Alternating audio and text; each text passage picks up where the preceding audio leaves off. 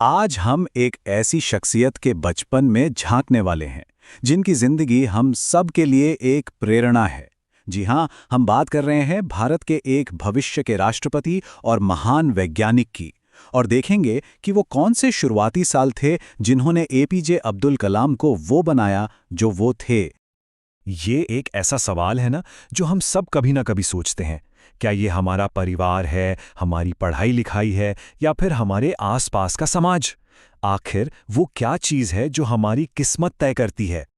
और जानते हैं, भारत के सबसे चहेते लीडर्स में से एक के लिए इस सवाल का जवाब किसी बड़े शहर की चकाचौंध में नहीं, बल्कि रामेश्वरम जैसे एक छोटे और शांत द्वीप में छिपा था। तो चलिए सबसे पहले बात करते हैं कलाम साहब के शुरुआती जीवन और उनके परिवार के बारे में, जिसने असल में उनकी नींव रखी। सोचिए, एक बिल्कुल साधारण शुरुआत। एक मिडिल क्लास मुस्लिम परिवार में मस्जिद वाली गली में रहने वाला एक लड़का।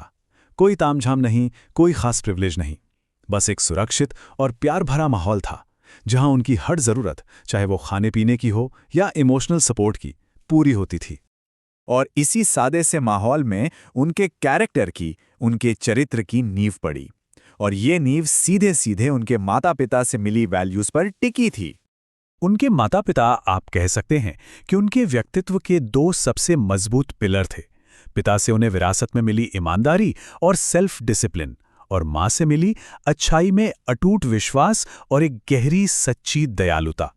और ये बात कितनी गहरी है कि ज्ञान सिर्फ किताबी पढ़ाई से नहीं आता। उनके पिता पढ़े लिखे भले ही ज्यादा ना हो, लेकिन उनमें एक गजब की समझ थी, एक भीतरी बुद्धिमानी थी। वो बहुत सादा जीवन जीते थे, और यही सादगी और अनुशासन कलाम साहब की जिंदगी का भी एक अहम हिस्सा बन गया। और उनकी माँ, उनकी दरियादिली के तो क्या ही कहने। किस्सा यह है कि घर के लोगों से ज्यादा तो वो बाहर वालों को खाना खिला देती थीं। ये सिर्फ उदारता नहीं थी, ये इंसानियत में एक गहरा यकीन था। और यही गुण कलाम साहब की अपनी सेवा भावना का आधार बना। अब आते हैं उनके बचपन के कुछ ऐसे किस्सों पर जिन्होंने सहिष्णुता यानी टॉलरेंस पर उनकी सोच को परखा भी और उसे और भी पक्का कर दिया। स्कूल में उनकी दोस्ती की तस्वीर देखिए, कमाल की थी। कलाम साहब खुद, फिर रामानंद शास्त्री जो एक पुजारी के बेटे थे, और दो और दोस्त, अरविंदन और शिव प्रकाशन जो ऑर्थोडॉक्स हिंदू परिवार से थे। धर्म उनकी दोस्ती के बीच कभी आया ही नहीं। ये तो उनकी जिंदगी का एक बहुत ही नॉर्मल हिस्सा था। सब कुछ बढ़िया चल रहा था, और फिर एक दिन स्कूल में एक नए टीचर आए और उनको ये बात हजम नहीं हुई कि एक मुस्लिम लड़का एक ब्राह्मण लड़की के साथ कैसे बैठ सकता है।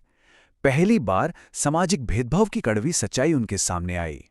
लेकिन रामानंद के पिता, जो खुद पुजारी थे, उन्होंने उस टीचर को बुलाया और जो कहा वो सुनने लायक है।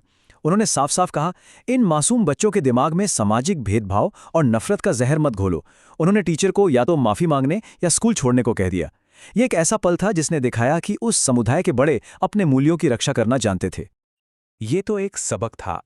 एक और बहुत जरूरी सबक मिला उनके साइंस टीचर शिव सुब्रमण्य अय्यर से। वो खुद एक ऑर्थोडॉक्स ब्राह्मण थे, लेकिन उनकी सोच बहुत आगे की थी। ये किस्सा बहुत कमाल का है। टीचर ने कलाम को खाने पर घर बुलाया, लेकिन टीचर की पत्नी ने एक मुस्लिम लड़के को अपनी रसोई में खाना परोसने से मना कर दिया। तो जानते हैं टीचर ने क्या किया? उन्होंने खुद अपने हाथों से कलाम को खाना परोसा। और ये तो सिर्फ शुरुआत थी। अगले हफ्ते जब उन्होंने कलाम को फिर बुलाया, तो उसी पत्नी ने खुद उन्हें खाना परोसा। देखिए कैसे एक इंसान का नजरिया बदल गया। इस घटना ने कलाम को सिखाया कि अगर आप कुछ बदलना चाहते हैं तो सिर्फ बातें नहीं करनी होती, एक्शन लेना पड़ता है। तो अब तक हमने उनके कैरेक्टर की नींव देखी।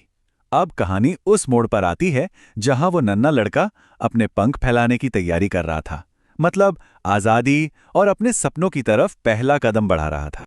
आत्मनिर्भरता का पहला एहसास, वो भी वर्ल्ड वॉर 2 के दौरान। उन्होंने अपने कजिन के साथ मिलकर अखबार बांटने का काम शुरू किया और अपनी पहली कमाई की। वो जो गर्व की फीलिंग होती है ना, वो उन्हें पहली बार महसूस हुई। फिर वो दिन भी आया जब आगे की पढ़ाई के लिए उन्हें रामेश्वरम छोड़ना था। ये किसी भी परिवार के लिए बहुत मुश्किल पल होता है, लेकिन उनके पिता का जो रिएक्शन था वो सच में असाधारण था। उन्होंने उन्हें रोका नहीं, बल्कि उन्होंने जो कहा वो जिंदगी भर के लिए एक सबक बन गया। उन्होंने खलील जिब्रान की कही बात दोहराई, तुम्हारे बच्चे तुम्हारे नहीं हैं, वो तुम्हारे जरिए इस दुनिया में आते हैं पर तुमसे नहीं आते। तुम उन्हें अपना प्यार दे सकते हो पर अपने विचार नहीं, क्योंकि उनके अपने विचार होते हैं। मतलब उन्होंने अपने बेटे की तुलना एक सीगल से की, एक ऐसा पंछी जिसे खुले आसमान में सूरज के पार अकेले ही उड़ना होता है, बिना किसी घोंसले के सहारे। एक तरह से ही अपने बेटे को उड़ने की इजाजत देना था, उसे उसकी अपनी किस्मत बनाने की आज़ादी देना था। तो इस पूरी कहानी से, उनके बचपन से हम क्या सबक ले सकते हैं? चलिए आखिर में इन सब बातों को एक साथ समेटते हैं। तो ये है एक महान जिंदगी का पूरा ब्लूप्रिंट। ईमानदारी, जो पिता के अनुशासन से मिली, दयालुता, जो माँ की दरियादिली से सीखी, सहिष्णुता, जो अपने बड़ों के कामों में देखी, और आगे बढ़ने की चाह, जिसे पिता की समझदारी ने और बढ़ावा दिया। हर एक वैल्यू उनके बचपन के अनुभवों में इतनी गहराई से बसी थी कि उसने उनकी पूरी जिंदगी की नींव तैयार कर दी। उनकी जो साधारण शुरुआत थी, वही उनकी सबसे बड़ी ताकत बनी। रामेश्वरम में सीखे गए सबक उनके साथ दिल्ली के राष्ट्रपति भवन तक गए।